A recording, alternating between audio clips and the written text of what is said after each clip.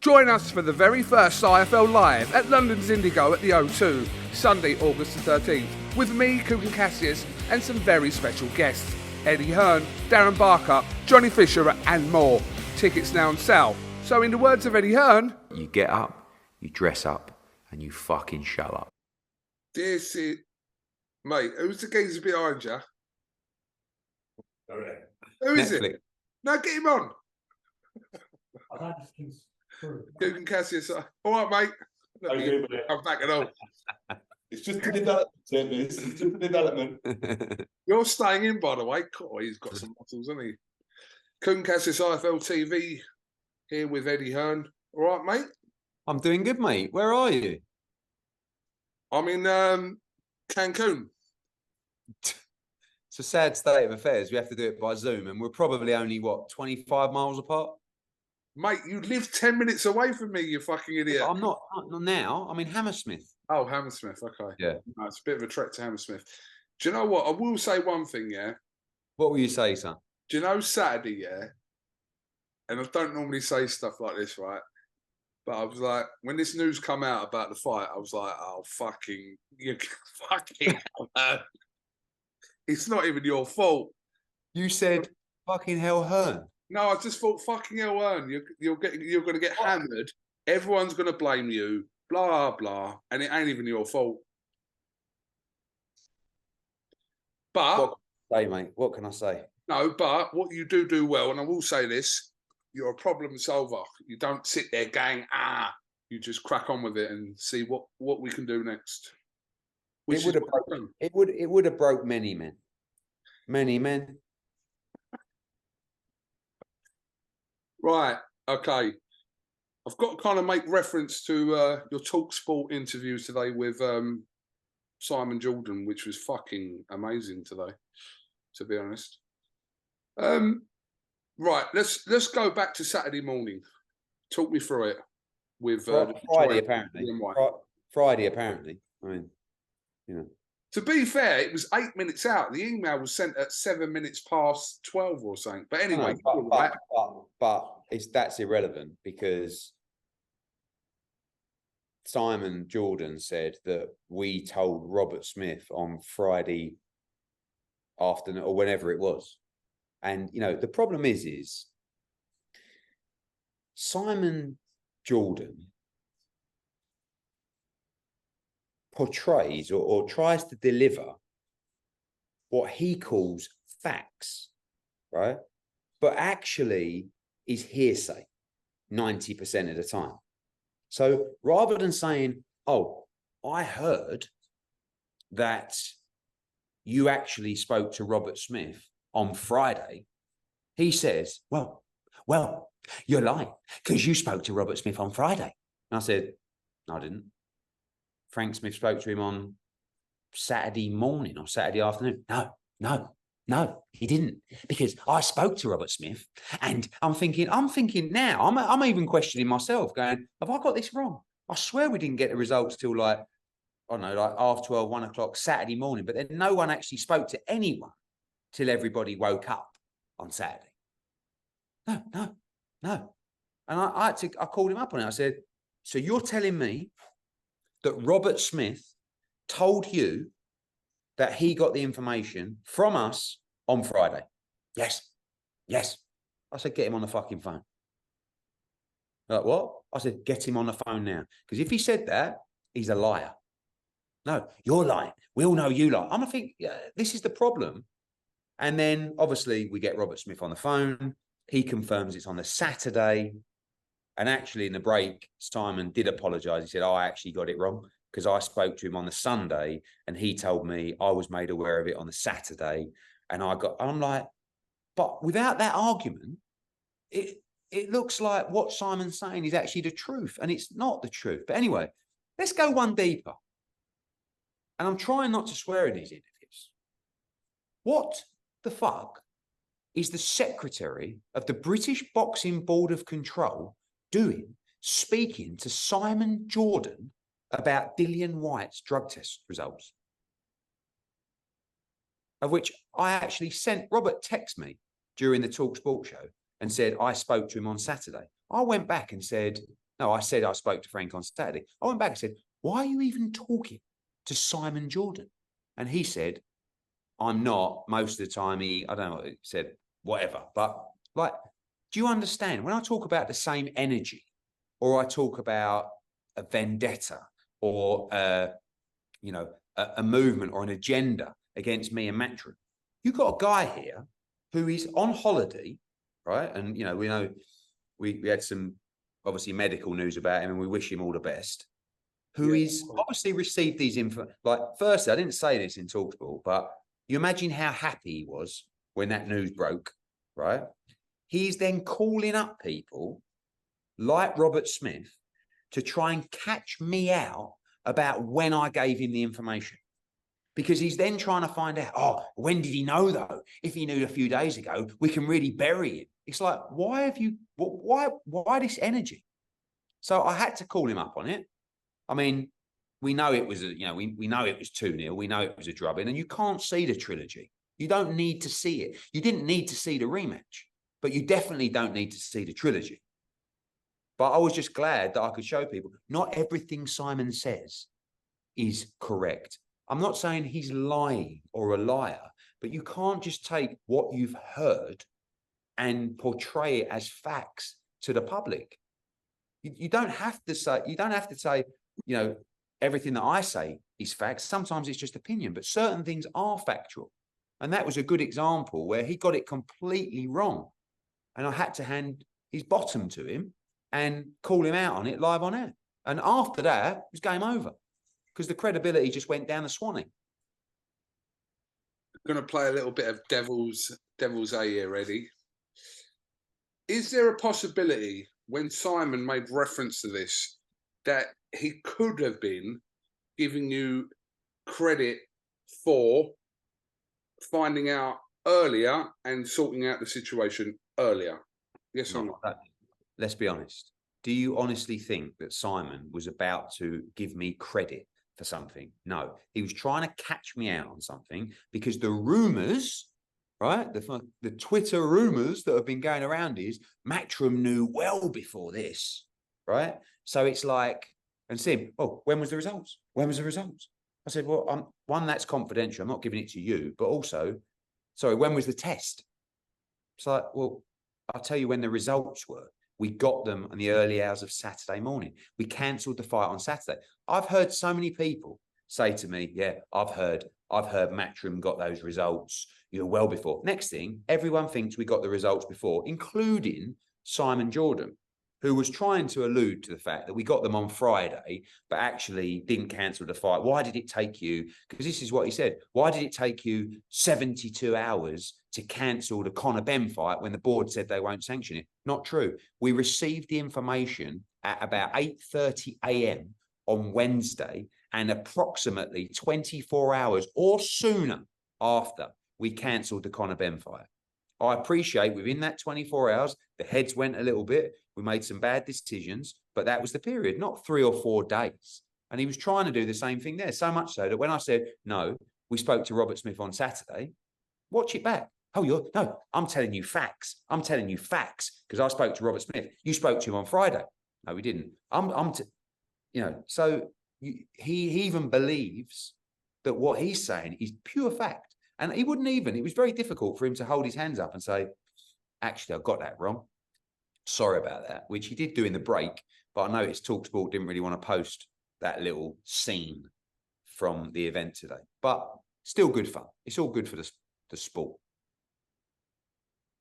Okay, let's go back to obviously you finding out about this situation regarding an adverse finding for what the fuck are you doing? Actually, look, we are really coming on here. That's the left arm as well. I want to just looking like something out of Popeye. Sorry, carry on. You're a fucking weird geezer, mate. Listen, right, let's go back to Saturday anyway, right? Yeah. Obviously, I would say the last 12 months, I know you've had like your little ups and all that, but it's not really been a great year for you, right? The last 12 months.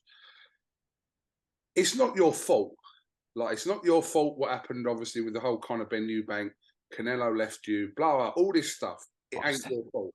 But a situation has arose again.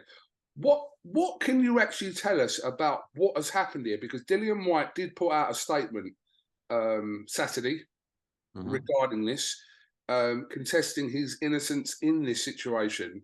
But a couple of questions here. What can you actually legally tell us? And also, have you spoken to Dillian White about this? So firstly, which we were reminded of, I think, last night, that information that we receive is confidential to the level of the test results. People keep saying, why was this different to the Conor Benn situation? Yes. And I'll tell you a few reasons why it was. Number one, every set of results, every analysis, every substance is very different. The tests around that substance, around that failed test matter. And particularly in the Conor Benn situation, that was a co-promotion, okay? This event was a sole promotion by Matchroom.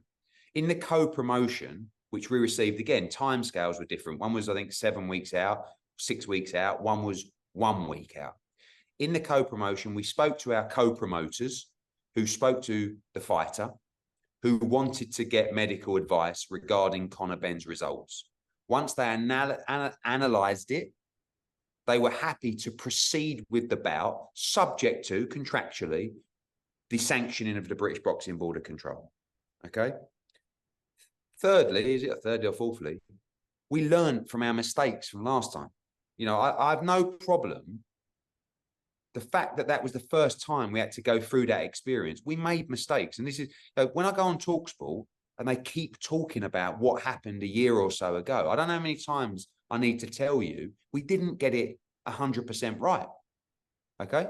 But we learned from that process. This time around, it's a co-promotion. I haven't really got to speak to any partners.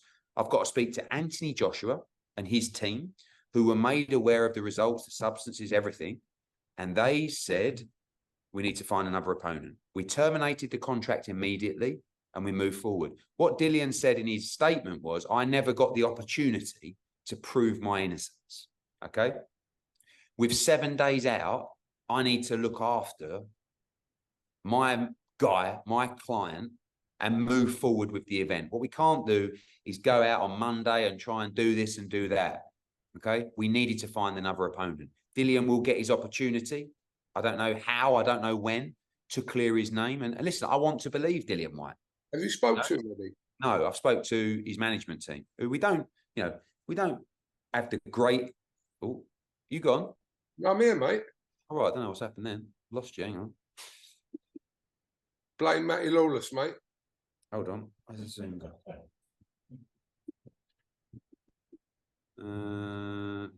Where's the Zoom? I can see myself, but I can't see you. Big up, Matty Lawless. Hey, how are you? All right, let's see if we're going to get that. That's right, yeah. I think it's his first gig, so it's a bit nervous. Actually, we don't look as good there, to be fair. Anyway, where were we? And I spoke to his management team. We have a mixed relationship with. Of course, they wanted time to deal with it, but we didn't have time. And AJ wanted to fight, and it was the only option available was to move forward. So that's the answer to that question. In the answer to, I haven't had the best 12 months, I think we've had some huge shows. I think we've had some huge success, but the Conor Benn thing has been unbelievably draining.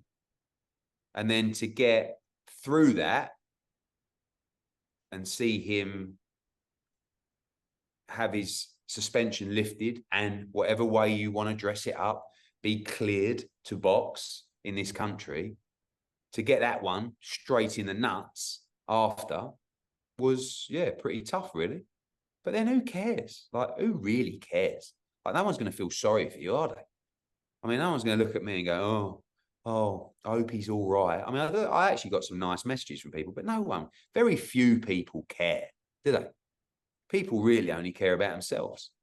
You know, you get a few nice people go, you're right, mate, fuck me, that must be our game. But at the end of the day, like, it's life, isn't it? It's like, you just become numb to it. You become numb to disappointment and bad news and, you know, all that kind of thing. So it's the All game right. we... Let me give you a hypothetical here. Well, that's a big word for you. Don't start, mate. I'm on your side, mate. Ish. Eddie, you know, from the Conor Ben situation. By the way, when you say you're on my side, yeah, and I went ish. is it fair to say the only thing you're actually concerned about is IFL Live on August the 13th? I mean, you know, you got the news and you were like, you messaged me. You didn't say, mate, I feel for you. Like, I hope you're okay. Are you all right? Like, whatever.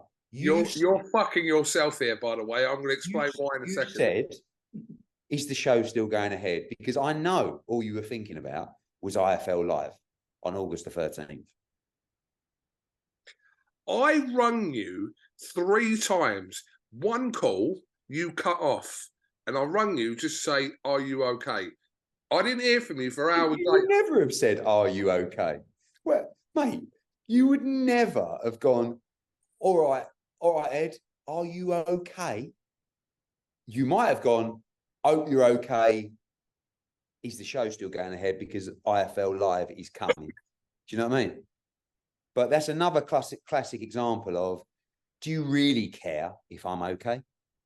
Not really, do you? Like what if I could say to you at the start of this conversation? Like if I left the planet tomorrow, would you be that bothered other than you would lose a considerable amount of views on your platform?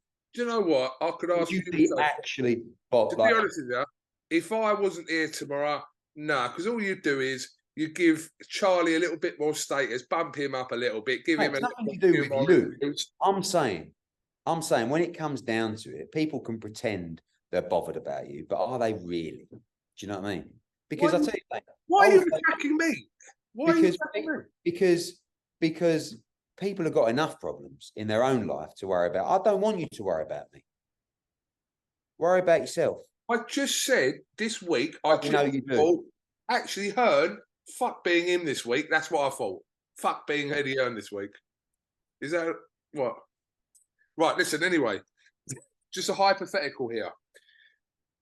In that situation with Conor Ben and Chris Eubank, where you went to Team Eubank and they were happy with the fight to proceed, correct? Mm-hmm. In a situation around that time. Mm-hmm.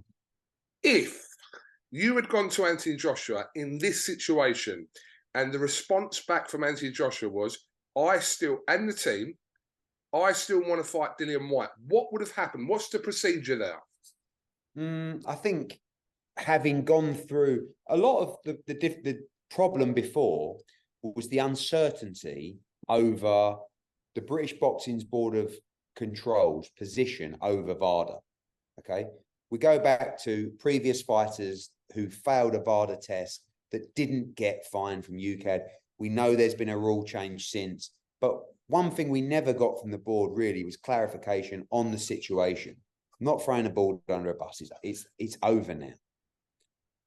So now we know very differently that they recognise and UKAD subsequently recognises third-party tests around it. The bigger problem was the time frame. And of course, again, without going into it too much, every result, every is different. Do you know what I mean?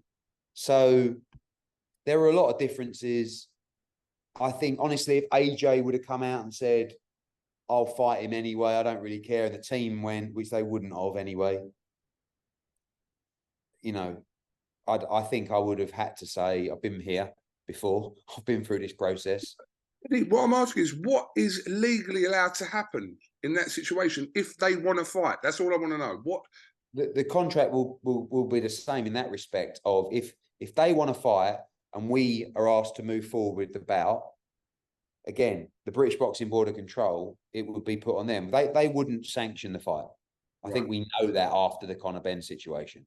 So they wouldn't sanction the fight. No one wanted to move forward with the fight. Fight's cancelled, basically. And in regards to Dillian White, I know you can't tell us too much about, again, I heard your comments on TalkSport today about, and we kind of expected this anyway, but Dillian White obviously hopefully has the opportunity to address this in his case, etc. And like I said, he's contesting his innocence. But can you tell us anything about the adverse finding? No, you're not allowed to tell us that. I can't. I mean, you know, I know people will watch that and go, "Oh," but I can't. And I've been put on notice by his team as well. And also, it's not fair of me to come out and start giving you information that I don't know enough about and might jeopardize this very important moment that's coming up for him. I think one of the problems with this situation is, again, you know, a good thing here is that the testing that we've paid for above and beyond British Boxing Board of Control testing has found that a fighter about to enter a bout has a performance enhancing drug in his system, okay, which is a good thing. We're all disappointed and gutted the fight's not happening.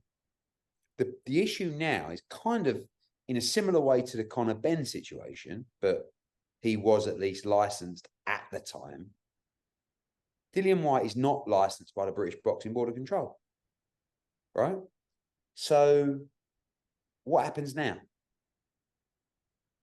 Like, he has to clear his name, but at the same time, he can't be effectively banned by or have his license suspended or removed from the British Boxing Board of Control because he's not licensed there. Does that make sense? And he needs to clear his name. He'll want to do that, but I don't even know the process that you have to go through to do that, because one thing you can't do is clear your name with VADA because they're not a disciplinary organisation.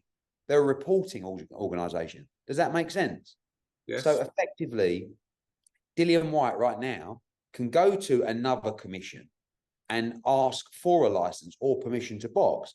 I think most off the back of that result would say, no, we have to have a disciplinary hearing, or I have no idea. I don't know. Eddie, he's entitled, obviously, which he's going to do, is, judging from the statement the other day, wanting to clear his name and wanting to put the situation right. I don't know that process. I don't know whether you know exactly how that process takes place for him in order to. I don't know what that process is. To do that, isn't Sorry? he? Oh, absolutely. Listen, I want Dillian White to be innocent. I want to believe him. And it still baffles me that, knowing that you are entering this situation, this testing process, in a fight of this magnitude with the money on the line, that you would test positive. But it's happened. And like I said, I want to believe him. I wish him all the best. But he's now going to have to go through that process to prove his innocence. And I don't know what that process is. But like I said, we wish him all the best. And, you know, it's a very unfortunate situation.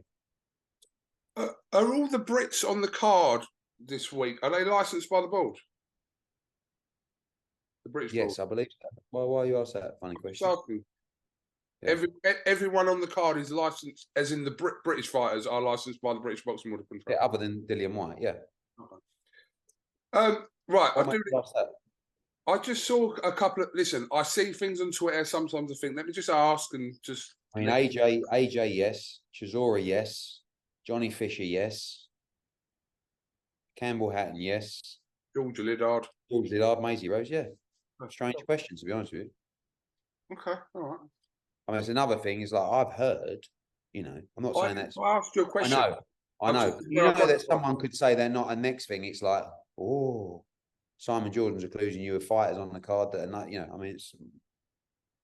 Simon Jordan's comments regarding drug-free sport. Can you kind of just address that? This is a thing that's in his head now, that we are looking to become the new disciplinary body for boxing. But we use an agency, as does, I think, the NBA and NHL, or Major League Baseball and NHL, something like that, called Drug-Free Sport. Very, very credible agency who have a different kind of testing protocol in terms of their cost and magnitude. So if there's not a massive fight, sometimes we'll use drug-free sport to cover a fight to make sure there's additional testing. Okay. It's not quite, might not be quite as regular as VADA, might be less cost to VADA, but outside of the massive events, we're trying to make sure that as many fights as possible are tested. What Simon said was, I've heard that you are looking to work with drug-free sport because they will report the results to you and you will decide the disciplinary matters. Absolute bollocks. That's not the, it's just that to try and do more testing. I feel like we're the only promotional company out there really that are paying time and time again for this additional layer of testing. And it's like, we've got an agenda or we're up to something. We're trying to cast the net as wide as possible for testing. It's really expensive and it's really difficult to do. And I was actually thinking over the last 24 hours, maybe it's time to introduce a matchroom testing pool within our fighters for clean sport, where like the UFC do with USADA, you have to enroll, like the WBC, but an additional program where if you want to be a matchroom fighter, you have to test, you have to sign up to the matchroom testing pool with VADA. What do you think about that? But isn't this what this accusation, which kind of triggers from Conti, etc., which Simon was referring to, that you're in bed with drug-free sport? No, it's in bed. They're an independent, respected agency. But isn't that what he was implying? Like, no, he's implying that the reason that we're going with drug-free sport is we want to decide the disciplinary matters regarding drug testing. I don't want to decide anything like that. It's a complete mess. All I want to know is let someone else do all the testing. I don't want to do the. Oh, Matchroom are doing the testing. Shut up, you plonker. Like, no, we're just trying to test more people. And sometimes it's easier to do it with a smaller cost testing program. VADA is extremely expensive. It's about 30 grand per fight. If we got 10 fights on the card, that's 300 grand a show. We're doing 30 or 40 shows a year. Do the maths. Exactly. So it's like, the whole thing's mad. I mean, but I like the idea of a testing pool because I think it's a good look for the sport. Now, the other issue is there are fighters that are concerned and I think paranoid about some fighters that they know and believe in who have tested positive, and things like contamination is a key. But Simon, who keeps going on about strict liability, it is 100% correct. You are responsible for those results. But I also feel like if you can prove that you haven't done anything wrong and there is a contamination, you shouldn't actually be punished at the same time. Why should you be? So it's difficult, but... What did you think? He made multiple references today, Simon, to strict liability. Yeah, because what he's trying to do, he tries to put you in a corner and say, do you believe in strict liability? I.e., if it's found in your system, however it got there, tough shit, you're responsible for it. And I said, I get that. But when you're representing a client who it's not their fault that it's in a system, why should their career be over or suffer for that at the same time? So contamination is a thing. It's not something that's just made up. And one of the great things about multiple tests through different agencies, and Conor is a good example of this, particularly with the 4 UCAD tests that he had around the same time, etc. You just can't test negative, positive, negative within a small space of time with trace amounts in your system. And for you to be on a testing, a complex cheating or whatever it is program to do that. And the science shows that certain types of metabolites and certain types of testing come through food contamination. And these are arguments that have to be taken seriously and can show Conor Benn's innocence. But again, it's like, how much longer do we have to talk about it? I mean, but anyway, it is what it is. Right, last one before we do actually move away from this. Again, making reference back to that TalkSport interview, Simon Jordan's comments regarding jurisdiction in Conor Benn's case. Can you just make comment on? Okay. So Simon Jordan says, I know that this is what happened in the Conor Benn case. So I said, it's actually, you're wrong. Oh, well, were you there? It's like, fuck me, were you? I mean, you literally work on the radio and you're telling me what happened in that case and in that hearing. It's like, so a lot of what he says is wrong. Some of what he says has substance. It's the same old. But ultimately, what I keep saying is Conor Benn went through the WBC. He was cleared of any wrongdoing or misconduct. He was reinstated in the rankings. Everyone moaned and said, you have to go through UKAD. He went through UKAD. He had his hearing. The suspension was lifted, and ultimately he's cleared to box, subject to the approval of the British Boxing. I don't know what else to tell you. So, you know, where is that situation right now with him and the board? So we want to go through the process. We know they have an opportunity to appeal, which I don't think they will. But again, in this mad world, who knows? And we want Conor Benn to go through the process and apply for a British Boxing Board of Control license and fight. We think that it's been a year and 6 months since he boxed.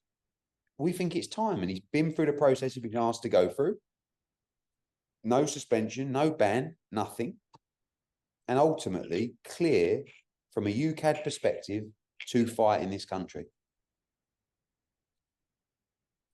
The very last one on this. Why did you block Frank Warren from coming on today? Okay. Again, absolute bollocks. I'll tell you what happened. We were having a big argument, right? The guy walks in the studio and goes, Frank Warren wants to come on the show, right? So we're like, what? Myself, Jim, and Simon Jordan, the only thing we ever agree on, Simon Jordan went, no.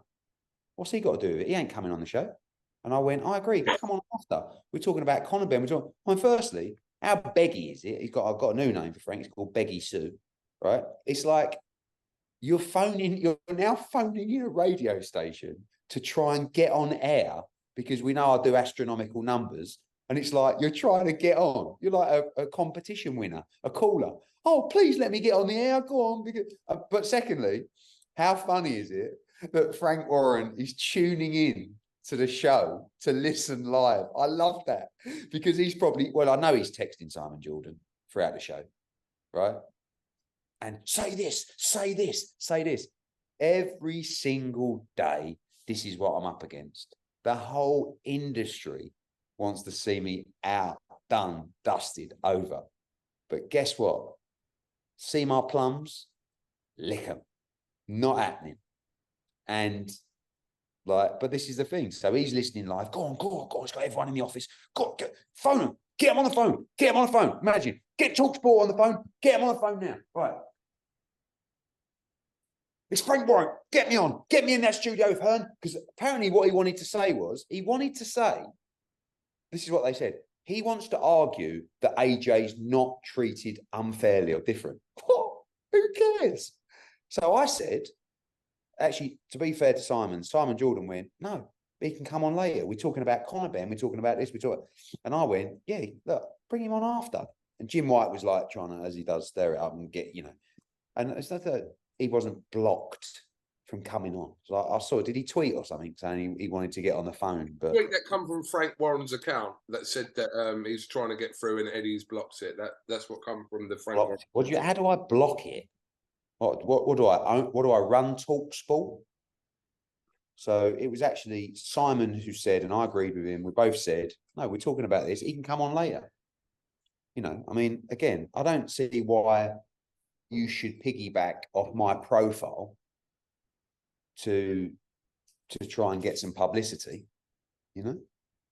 All right, listen, let's obviously just quickly move on to Joshua. Obviously announced today with Helenius. You fucking done my brain in yesterday, right? Mate, I'd love to tell people.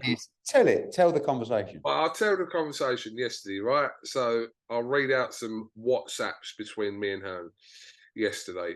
So you provided me with great entertainment last night. I was just sitting there. I knew what you was doing, and I was like, at home watching you actually. Go on. Program you. I said, I just put to you, this is at 6 o'clock yesterday. I put, which I'd heard, The Nordic Nightmare, yeah? And you put one of three, not signed yet. This is at 5:55. I bantered you a little bit, and I'm saying this is 2 hours later. I said, and now I'm hearing it's Kevin Johnson too. Did you actually hear that, by the way? Yeah. Repeat or revenge. I wasn't sure whether you were on a wind-up. No, I made the name up, repeat or revenge, but Kevin Johnson too. Yeah. And then you put 1 minute later at 10-9, only an option.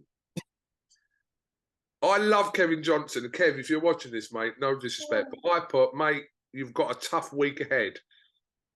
You put, he was cheap. Then I thought, right, it's not Kevin Johnson. No, because by then I thought he actually thinks he might be fighting Kevin Johnson. Right. I said, are you announcing whatever tonight or tomorrow? You said, trying to announce tonight. If not, it'll be in a morning announcement. We'll say it tonight. Right. So I said, is it Helenius? Though you didn't answer that. Actually, I only give you 1 minute. And I put, why didn't you get Manuel Char? Can I repeat what you said? Yeah. You said, yeah, he only asked for 3 million. Yeah, that's true. Right? So I said, of course he did. I don't blame him. You then sent me a box record of Polish heavyweight Marcin Siwi, right? 25-0, who drew with Kamil Sokolowski in his last fight. Yeah. I said, why are you sending me this? You put, it's him. I said, he's fighting. So you're saying Joshua is fighting Siwi, who drew with Kamil, and you put, he was robbed.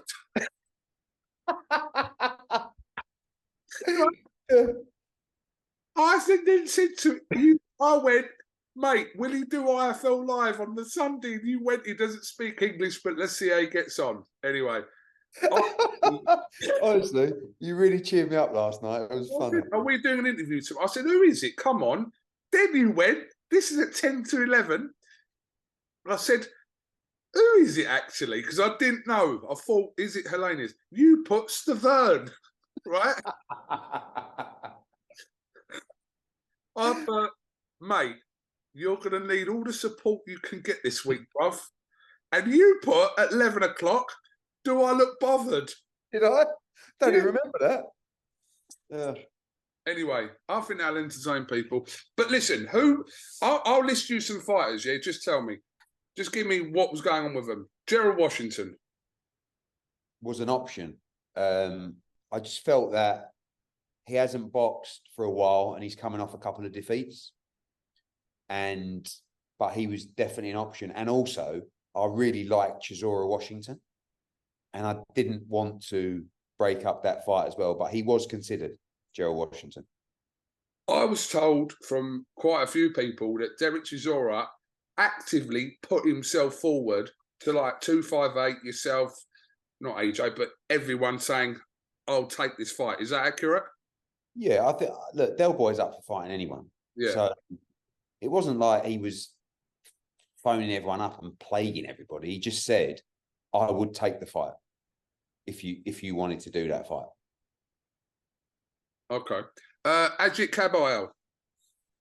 So just to let you know that before we signed the Dillian White fight, because we didn't think Dillian White was actually going to take the fight, we had agreed terms with Ajit Kabayel and Robert Helenius, just to give you the background. Okay. Ajit Kabayel with Benny Blanco of, I think, SCS, and Louis de Cubas of PBC for Robert Helenius. We'd agreed the number. They were our two options, basically. When this happened, I really felt that the three likely fights were Kabayel, Helenius, and Washington. Yeah. So when we made the announcement, I received a call from Robert Helenius's lawyer, and he said to me, you're not going to believe this, but we are boxing in 2 hours in an 8-round comeback fight after the Wilder fight. In a castle? Yeah. And if he comes through, we would like to fight AJ. We won't be difficult. Obviously, we want a good deal, but we're ready. He's fit. He's in training camp, etc. So he knocks this guy out in 3 rounds, some 7-0 guy, or something like that. I don't know what it is, and then sends me this. Come on, Eddie. Make a deal with my bid. Give me the fight. I'm ready. No, So just my done a video, yeah. My first reaction is actually looks in decent shape, and then it was just a case of let's go through the deal, let's go through the money, and let's try and get a deal done. Aj-Helenius asked for basically double what he'd already agreed to for the fight. And I don't blame him. I know it's late notice, but the numbers just didn't work. Helenius didn't overprice himself because he wants the fight and he thinks he can win the fight. So he's getting a lot of money, but ultimately he was the one that got the pick. So Char, there must have been some sort of talks with Char then. Yeah, I spoke to some of his people and he asked for quite a lot of money, and it just wasn't, once you take this fight off pay-per-view, the financials change considerably. Yeah. And I have to say, I know we get a load of stick, etc., but probably the strongest pay-per-view card, the strongest card we have ever done that is not on pay-per-view. Would you agree with that? I mean, any Joshua fight. Yeah, I mean, look, pay-per-view. It's weird with Joshua because his last, obviously, the Franklin fight wasn't pay-per-view. Yeah. This wasn't, but we're not used to seeing that. The last 8 years, he's had back-to-back pay-per-view fights. Yeah, but also, this is a good card. You got 3 good heavyweight fights on, as well as the AJ fight as well. It's a big night of boxing, and I think taking it off pay-per-view you can only be honest and say it's fantastic for the DAZN subscribers. You're getting unbelievable value for money. And we're going to do a lot of sign-ups on Saturday through the AJ fight, off the back of a huge amount of sign-ups off the Jake Paul-Nate Diaz fight as well. And, the upside of the news is that it's non-pay-per-view and it's going to do great numbers on Saturday. I heard a little outside one, which I weren't too sure about. Here we go. I heard Joseph Parker's name being mentioned in there. Was that? Yeah, David Higgins reached out to someone and said Joseph would be interested. Again, non-pay-per-view. He's going to ask. We didn't even get to numbers with him, but I didn't feel like Joseph Parker was the right fight. He's fought him before, got knocked out by Joe Joyce, And Ruiz and Hrgović, I mean, they were never, ever on there. Honestly, the Hrgović fight was never discussed for a number of reasons. Number one, his team never reached out to us for that fight. 2, he's been sparring for the Southpaw Dempsey McKean for the last 8 weeks. 3, he's got in his hand the winner of against Dubois for the world title. Like, I just, the money that he would want for that kind of risk when he's got a massive fight with Usyk, or Dubois, but probably Usyk next. It was never even really discussed. Dempsey McKean could have been an option, but as a Southpaw, AJ's not going to go in with a Southpaw on 6 days' notice. Who else was there? There was a rumour that you tried to tempt Dave Allen out of the Fraser Clark fight. Someone put Dave Allen forward for that fight. Any truth? It was really what? Like, we had such a white. Sol Dakers, our boy, the English heavyweight champion. Johnny Fisher, his old man, come out and said, look, we'll do it to save the show. I don't blame him. Everyone should just stick their name in. Yeah. It's important, and don't forget there's 16 other fighters on this card that have worked for 12 weeks to fight a big moment and to get paid, and you always have to take that into consideration. From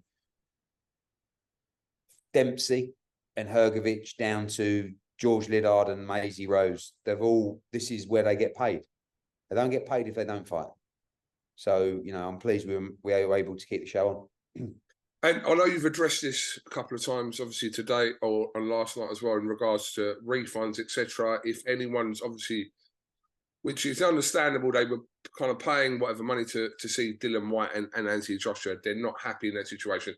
Matchroom will offer a full refund. I actually know how many refunds you've done. Do you know that? Sorry? I actually know how many refunds you've done. Actually, not many at all. No, not really at How all. do you know that? Because I know this shit. But I No. know you've not done it because it surprised me. I was thinking, oh, all right, fair enough. Genuinely, why? How do you know that? I just know it. I know how many refunds you've done.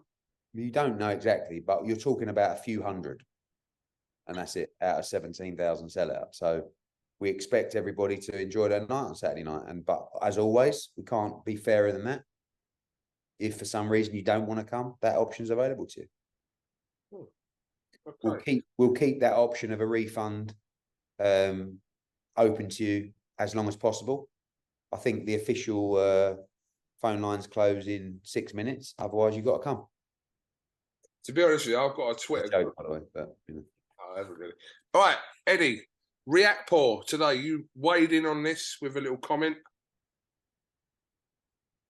Big up Gareth Davies. He'll be at IFL Live. I know. Everyone will be.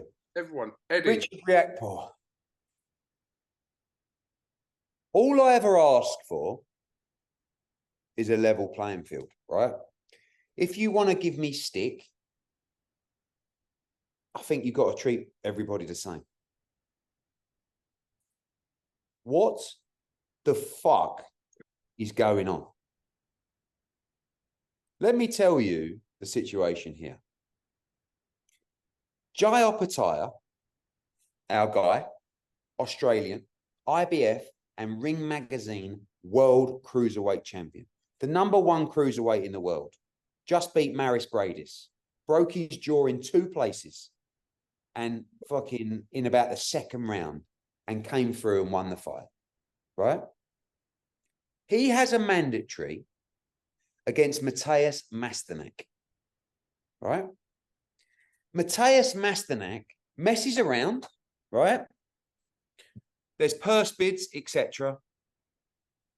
Masternak pulls out of the fight, I think, because Boxer have actually convinced him to fight Chris Billam-Smith until Okolie exercised the rematch clause. But forget all that because, as I say, not fact, just opinion.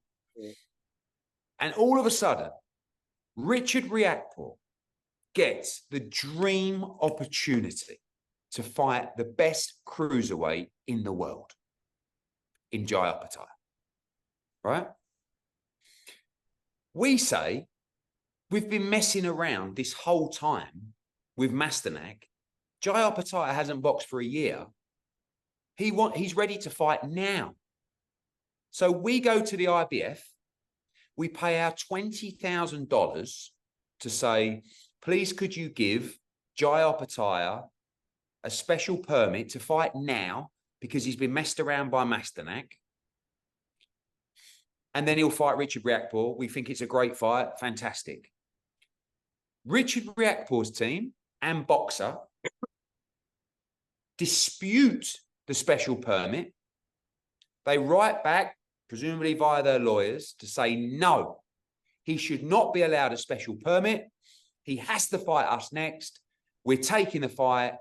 Don't let him fight anybody else but us. I thought, well, they won't not allow us the special permit because this kid's been messed around by Masternak. The IBF come back and they say, we're very sorry, but we've had a complaint, or objection from the other side, and he has to fight Riakporhe next. Right?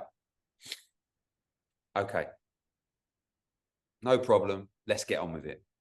We go through the negotiation stage. There was offers made to Richard Riakporhe, very good offer to go to Australia. I think they made Riakporhe an offer, which was, don't forget, it's a 65-35 purse bid. Sorry, they made Aj-Helenius an offer to come to London. We were up for doing the fight. With a few days to go, clearly we're not going to make a deal. Everybody knows that. The communication stopped. And purse bids for the fight are today. I'm looking at it. I'm going, we're going to make a big, big bid here. We can do the fight in London or we can do the fight in Brisbane. We get ready to make the bid. And on the morning of the purse bid, Richard Riakporhe pulls out of the fight with Aj-Helenius. And I read a statement from Boxer and Jayapataya, which basically says, we've been messed around so much during this process. I mean, obviously, we couldn't wait 3 more hours and go through with a purse bid to see just how much money someone was prepared to pay for this fight. So we're pulling out and we're moving on. I've never seen what is going on. This is a carbon copy of the Fraser Clarke situation. Richard Riakporhe had an opportunity to fight the IBF and the Ring Magazine champion for a load of money via purse bid, and someone has talked him out of going through with a purse bid in a few hours. You ain't got to say, we've been messed around, we don't want to wait around any longer. You ain't got to wait. You got to wait 2 hours. The fact is, the team didn't have the money to make the bid, and you're afraid of losing the purse bid again. Why are fighters allowing themselves to get talked out of life-changing opportunity to fight the best in the division? It is so bad for the sport.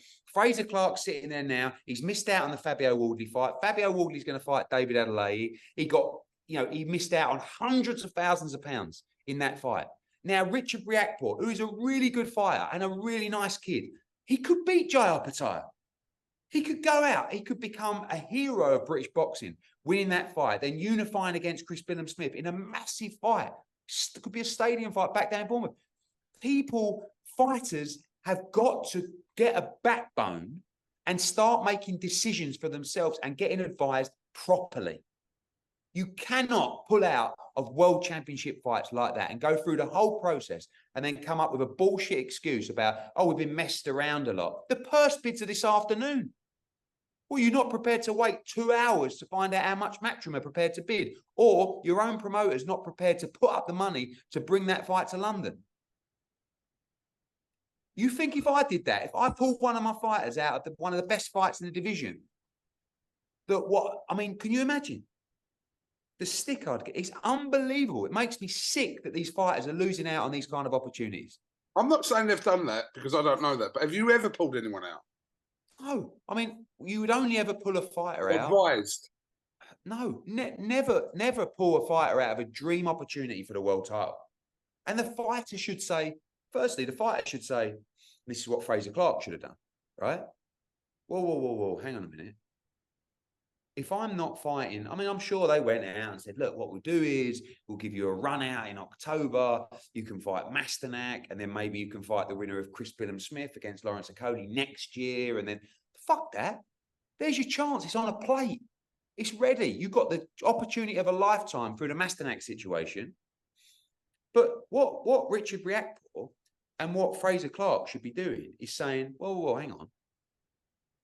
I want to fight Fabio Wardley. I want to fight Jayapataya. Let's go to purse bids. I've got minimum guarantees in my contract. You have to bid to that amount.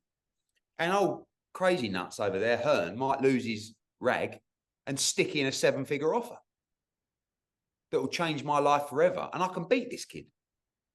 But no, you're told this is a statement that you've got to put out on your social media. Make sure you post it and we'll come up with something different for you.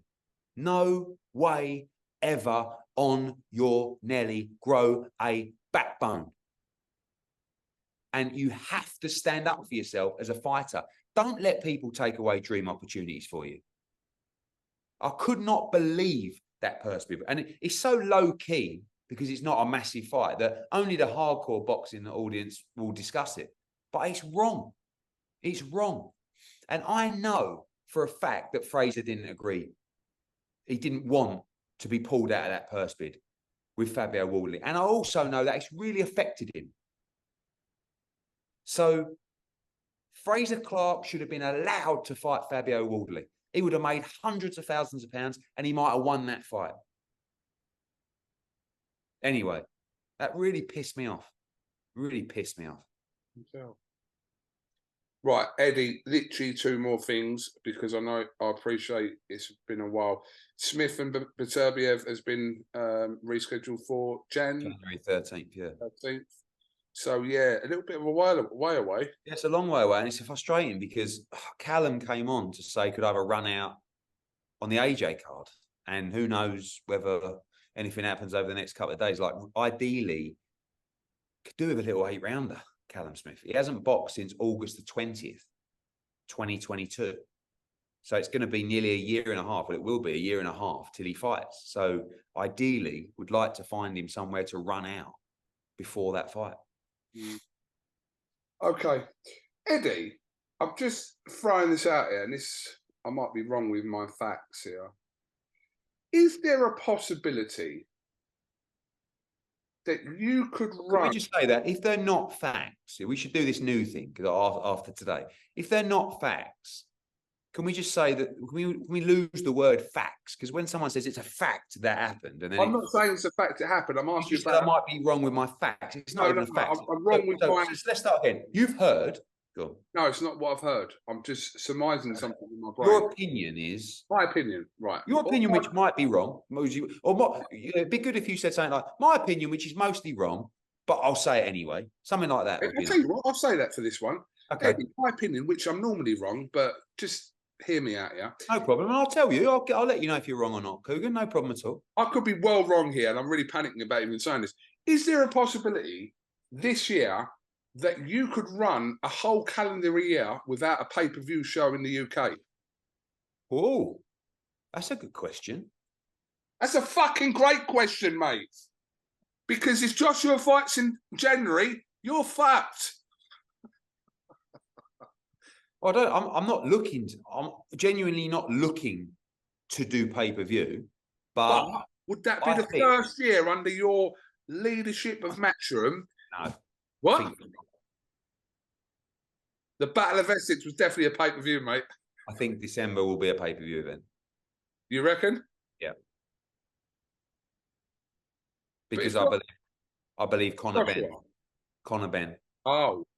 Against Eubank, Conor Ben against Kell Brook, Conor Ben, All right. Yeah. That's good. That's good enough. Right. Eddie Hearn, press conference tomorrow. Are we up? Also, you say that, but did I do a pay-per-view event in 2022? No. What? I didn't. So who did Joshua fight in 2022? Yeah, that was an Usyk fight, and that was on Sky, not DAZN. But it was your event. Okay, but I haven't done a DAZN pay-per-view. No, forget DAZN. I'm on about Matchroom, mate. Okay, one. One what? One pay-per-view event in the UK. What, this year? Last year. Last year, but I'm saying, is there a risk of it not happening this year? We're in August and you ain't had one yet. Probably unlikely, but I used to do about 7 pay-per-view cards a year, 6 pay-per-view cards a year. Yeah. And I've stopped doing pay-per-views and I'm not any more popular. I know, but to be fair, it's not for the want of trying, because you've tried to put on pay-per-views, isn't it? Really? What, one against Dillian White? Well, Ben Eubank needs to be in a pay-per-view. But anyway. Yes. Okay. Mate, if you could, you'd have pay-per-view every fucking month. No. Why? It's the whole reason. So that we had the rights fees where we don't have to do pay-per-view. Taylor Serrano, Wood Warrington, Taylor Cameron rematch. Like we've got the ability to make those fights as part of your subscription. And now a Joshua fight. If this was in part, if the fights are that big, they're pay-per-view, end of. Yeah. Right. No, right. What I'm saying is, any pay-per-view fight previously with Joshua any fight with Joshua would be pay-per-view. It wouldn't even be a discussion to do it on normal or off pay-per-view because the rights fees wouldn't be there. So that's where you have to commend DAZN, who stepped up this Saturday and said, all right, we'll take it off pay-per-view, we'll pay a rights fee so that it can be part of people's subscription. But other broadcasters aren't willing to do that. Why are you suggesting there's fights out there that are pay-per-view that shouldn't be pay-per-view? Absolutely. Okay. Well, don't stop there, mate. You've given it tonight. Great interview. Carry it on. What about fights that are pay-per-view that shouldn't be? Right. Well, in the next kind of few weeks, because there's a couple of pay-per-views coming up. If you're brutally honest, Smith Eubank shouldn't be pay-per-view. I mean, I probably shouldn't have been pay-per-view in the first time, and it was a one-sided beatdown, and no one really was called for the second fight. If you want to be critical in terms of the size of the fight and the profile, Usyk against Dubois. Geezer's got 3 belts, mate. So, according to Frank Warren, he's not a big name. Mate, I don't agree with that because if Joshua had 3 belts, you'd be banging Helenius and Joshua on pay-per-view if he had 3 belts. Not if we were with the zone, no. That's the whole point. If he had 3 belts, a unified with 3 belts, you wouldn't put it on pay-per-view. I don't think so, no. We Not can't against Dillian White. Against Dillian White, we would, but it's irrelevant anyway because he ain't got 3 belts. All right. But there is no way that any other broadcast partner or a previous book would have stepped up and said, we're pulling it off pay-per-view, we're going to pay the rights fee instead. They would have just ran it as a pay-per-view and see how it does. And I'm delighted to bring you, the viewer at home, unbelievable value this weekend with a fight that is non-pay-per-view, part of your subscription. 4 big heavyweight fights at a sold-out O2 arena. And trust me when I say this young man, mentally and physically, in a great place, ready to make a statement on Saturday night. I'm bang up for it. I love a fucking heavyweight night. At the It's a great night. What? It's a great night. Listen, we know it could have been better, but we are where we are. I'm on about AJ White. I wanted AJ White, mate. We all did. We all did. I know. You know, I wanted $100,000 appearance fee for IFL Live. I never got it, did I? Oh, I'll tell you what. I forgot to tell you. I just settled for 50. I'll tell you. Fucking hell, mate. The last 10 minutes of our little segment at IFL Live, there's a little open Q&A session. I was meant to actually stick it in your little contract, but I didn't on purpose. Oh, unfortunately, you haven't put it in, so we can't do that. Are you not up for that? Little Q&A from the Yeah, I've never done questions that. and all that? Oh, yeah, we'll see. Yeah. All right, lovely. Let's just get the win on Saturday first. All right, okay, no problem. Eddie Hearn, thank you very much for your time. We know it's been a very stressful 4 days for you, but you look like you're smiling. No? Nah. We'll see you at the press conference tomorrow, live on the zone this Saturday night. A heavyweight extravaganza. That's the one. We'll see you at the press conference tomorrow. Thank you very much, Eddie. Cheers, mate. See you later. Join us for the very first IFL Live at London's Indigo at the O2, Sunday, August the 13th, with me, KUGAN CASSIUS, and some very special guests. Eddie Hearn, Darren Barker, Johnny Fisher, and more. Tickets now on sale. So in the words of Eddie Hearn, You get up, you dress up, and you fucking show up.